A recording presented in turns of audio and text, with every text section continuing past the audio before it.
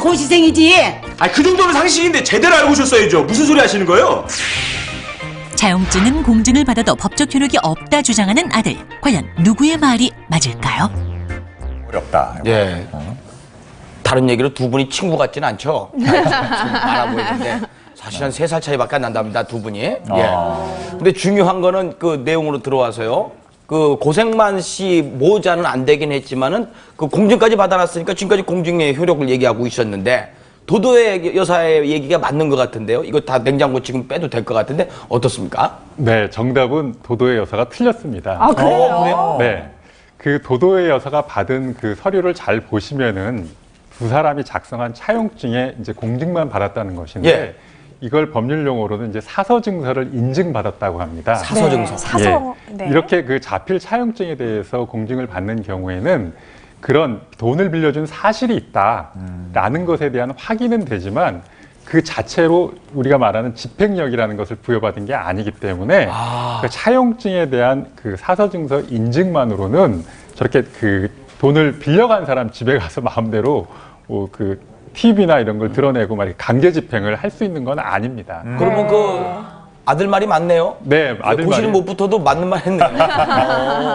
아니, 근데 사실 뭐 소송이나 이런 번거로운 과정까지 안 가려고 공증을 받은 건데 이렇게 돈을 안 갚아버리는 경우에 그러면 재판까지 좀 가지 않고 강제 집행할 수 있는 그런 공증을 좀 받아놓고 싶거든요. 어떻게 해야 되나요? 그런 게 있어요? 네. 오. 제가 그럼 공증의 종류에 대해서 그 종류와 효과에 대해서 좀 상세히 설명을 드리도록 하겠습니다. 일단 두 가지는 작성 방법과 효과에서 큰 차이가 있는데요. 우선 인증서라고 하는 사서 증서가 있고요. 그다음에 공정 증서가 있습니다. 우리가 차용증이나 합의서, 각서 등과 같은 것을 가져가서 확인을 받는 사서 증서가 있고요. 그다음에 금전대차나 수표나 어음에 대해서 확인을 받는 공정 증서가 있습니다. 가장 큰 차이는 작성 방법과 효과에 있습니다. 우선 사전 증서는 차용증이나 합의서, 각서를 내가 작성해서 가져가서 확인을 이렇게 받는 절차를 거치게 되고요. 공정증서는 이것을 작성할 때 공증인이 관여해서 작성까지 관여를 하게 됩니다. 따라서 이러한 차이점 때문에 효과에서 가장 큰 차이를 보이게 되는데요. 네. 사서증서는 법적 집행력이 없습니다. 그렇지만 이에 반해서 공정증서는 집행력이 있습니다. 그래서 여기서 오는 또 하나의 차이는 사서증서는 내가 지금과 같이 이렇게 부동산을 바로 집행을 할 수가 없고 금전 대여금 반환 소송이나 지급명령 신청을 해서 판결을 확정받아야만 집행이 가능하지만 네. 공정증서를 만약에 손에 들고 있었다면 바로 집행이 가능합니다. 그래서 사안과 같은 경우 공정증서를 만약에 받아주셨다고 하면 바로 집행이 가능할 수 있었던 거죠. 좀 어려운 그 이제 용어가 나오는데요.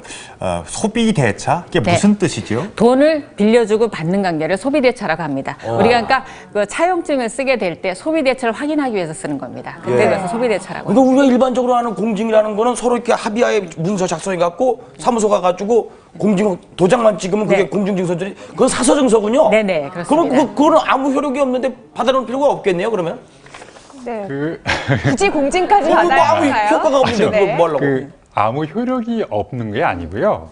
실제로 그 차용증이나 계약서 등의 이 사서증서 인증을 받아 놓으시면은 만약에 분쟁이 되고 소송이 생겼을 때 그 법정에서 그 인증서를 제출하게 되면은 확실한 증명력을 인정받기 때문에 입증을 쉽게 하실 수가 있습니다. 네. 그리고 이 공증을 또 받는 이유 중에 하나는 그 서류를 분실하는 경우가 가끔 있습니다. 네. 근데 이 공증을 받아 놓으면은 공증사무실에서 이 서류를 보관하기 때문에 분실 시에도 다시 재발급을 받아서 자신의 권리를 행사할 수가 있습니다. 네, 그러니까 뭐 공증 받으면 얼마 줘야 돼요, 가서?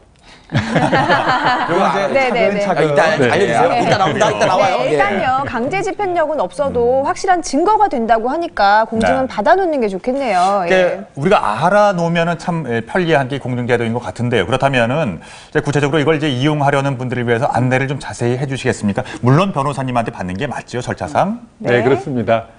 그 아까 설명드린 것처럼 두 가지로 구분을 해야 되는데요.